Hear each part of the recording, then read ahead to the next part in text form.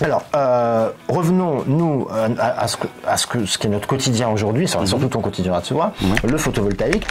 Quand on a une maison, qu'on est un particulier, est-ce que c'est intéressant de mettre du photovoltaïque? Par exemple, si je me chauffe au gaz, est-ce que j'ai intérêt à avoir du photovoltaïque? Alors après, c'est toujours pareil. Aujourd'hui, la solution photovoltaïque, je pars du principe que ça doit venir en dernier dans une maison.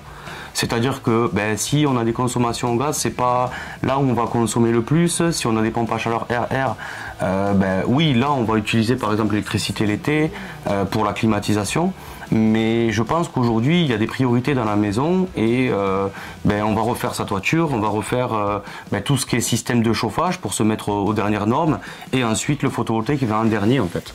Ah oui, tu penses qu'il faut d'abord refaire sa maison, l'isoler correctement, mettre un système de chauffage économique. Marc, t'as raison. Parce que si on met un système de chauffage qui est hyper énergivore, les panneaux solaires, ils vont ramer comme des fous et ça sera pas rentable. Donc, et c'est ça, et puis surtout qu'on va pouvoir aussi limiter la puissance, parce que si je dois alimenter aujourd'hui une grosse consommation électrique due à un chauffage qui n'est plus d'actualité, automatiquement l'installation photovoltaïque va coûter beaucoup plus cher.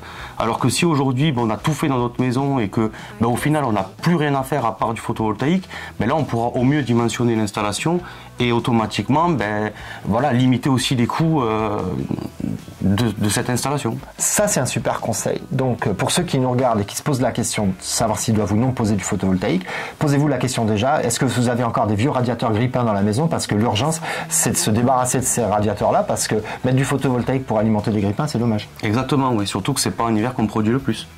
Absolument. Alors ça c'est le premier conseil pépite. Merci Steven. Non mais c'est clair. Les fournisseurs, quels sont peut-être les gages de qualité